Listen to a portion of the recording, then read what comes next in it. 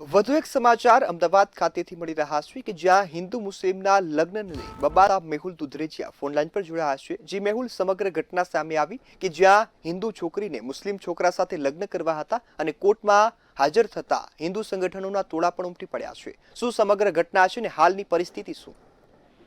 રોનક, જે પ્રમાણે અમદાવાદના જે કોર્ટ મેરેજ જે આવેલી છે, મેરેજ રજીસ્ટ્રેશન જે જ્યારે કોર્ટની બહાર હાલ ટોળા લોકોના હિન્દુ સંગઠનોના ખાસ કરીને જોવા મળી રહ્યા છે।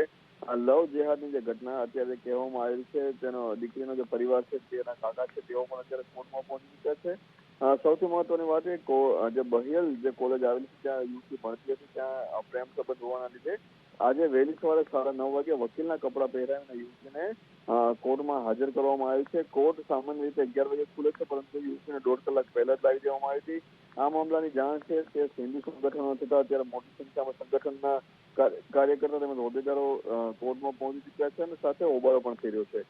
સૌથી મહત્વની વાત એ છે કે જે દીકરી છે કઠવાડા વિસ્તારમાં રહે છે અને તેનો પરિવાર પણ ઈચ્છે છે કે આ લગ્ન ના થાય। એટલે કે હાલ જે અત્યારે ચર્ચા ચાલી છે, યુવતી જે તેની ઉંમર છે તે પણ વધારે છે, એટલે કે લગ્નની ઉંમર છે, એટલે કે જેને કોર્ટ પણ જે છે તે કાયદાકીય રીતે મંજૂરી આપે છે કેમ, પરંતુ હાલ ઇમોશનલ ડ્રામા જે છે તે કોર્ટની બહાર જોવા મળી રહ્યો છે। ત્યારે તમામ જે લોકો છે, હિન્દુ સંગઠનો છે, ખાસ કરીને સૂત્રોચ્ચાર પણ કોર્ટની બહાર કરી રહ્યા છે।